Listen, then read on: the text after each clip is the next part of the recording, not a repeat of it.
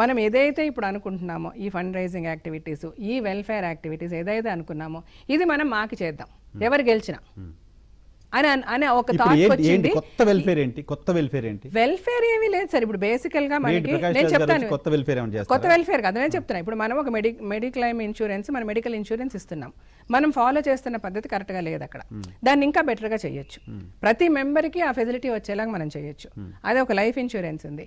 ప్రతి మెంబర్ అంటే మెంబర్షిప్ తీసుకున్న ప్రతి వ్యక్తికి ఆ ఇన్సూరెన్స్ వచ్చేలాగా మనం చేయొచ్చు. అలాగే ఒక 150 మంది వరకు చాలా పువర్ అంటే మన డే టు డే యాక్టివిటీస్ కూడా జరగడానికి కష్టపడే వాళ్ళు ఉన్నారు. వాళ్ళకి ఒక పద్ధతి చేయొచ్చు. వాళ్ళు అట్లీస్ట్ చనిపోయేంత వరకు ఒక డిగ్నిఫైడ్గా బతికి, ఒక తినడానికి తిండి, ఉండడానికి ఇంటితో బతికేలాగా ఒక సిస్టమ్ చేయొచ్చు.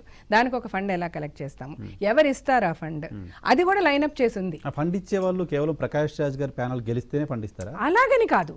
అదే ఇప్పుడు ప్రకాష్ రాజ్ గారి ప్యానల్ గెలవకపోయినా మేము తెద్దాం అనుకున్నాంగా. ఓపెన్ గా చెప్తున్నారు బిల్డింగ్ నేను కట్టేస్తాను అని. సార్ బిల్డింగ్ ఒకటే కాదు కదా సార్, బిల్డింగ్ కట్టడం is not at all. Building ఎవరన్నా కట్టుకోలేకపోయాం. ఎగ్జాక్ట్లీ, అది కుడ్ బి. అది ఎవరు కూడా సీరియస్ గా మైండ్ పెట్టనందువల్ల ఇప్పుడు మైండ్ పెట్టి ఆలోచిస్తున్నాం కాబట్టి అది కూడా పెద్ద ప్రక్రియ కాదు. బిల్డింగ్ కట్టుకోవడంతో పాటు దానికి చాలా కూడా చేసుకోవాల్సినవి చాలా ఉన్నాయి మాకి. ఇప్పుడు ఈ బిల్డింగ్ కూడా మన ఊరినే బిల్డింగ్ కట్టేసుకుంటే కూడా ఇప్పుడు ఏముంది, బిల్డింగ్ లో 10 రూములు పెట్టేసుకొని అది కాదు. That building should make a sense. It should అంటే ఆ బిల్డింగ్ కట్టడానికి, బిల్డింగ్ కి కూడా ఒక ప్లాన్, ఒక థాట్, ఒక it should be a self sustainable building. We should have an auditorium, we should have a theatre, we should have this. అది దానికి ఒక ఇన్కమ్ అది జనరేట్ చేసుకునేలా ఉండాలి. మన మెంబర్స్ కి దానికి ఫ్రీగా ఇస్తామా 50% అంటే there is a plan for everything. ఉన్న బిల్డింగ్ కట్టేస్తాం అనుకోవడం కూడా కాదు. ఇప్పుడు విష్ణు చెప్పడం గ్రేట్, తను కట్టిస్తానని. కట్టించుండొచ్చు కదా తను ఇప్పటి వరకు కూడా. ఇప్పుడు ఈ రోజు ఎలక్షన్ రోజే మనం కట్టిస్తాం, మంచిదే కదా. ఇప్పుడు నేనేమంటానంటే విష్ణు గెలిచినా ఎవరు గెలిచినా ద సేమ్ ప్రకాష్ రాజు, మేము ఏదైతే ఈ ప్యానెల్ ఉందో we are willing to work for మా. మేము ఇప్పుడు ఏదైతే యాక్టివిటీస్ అనుకున్నాం అవన్నీ మాకు మేము నిరభ్యంతరంగా చేస్తాం. మేము చేయడానికి ఉన్నాం. ఇప్పుడు అలాగే మనం ఒక మంచి చేయడానికి మనం ఒక పోస్ట్లో ఉండాల్సిన అవసరం లేదు. పోస్ట్లో లేకుండా కూడా మనం మంచి చేయొచ్చు.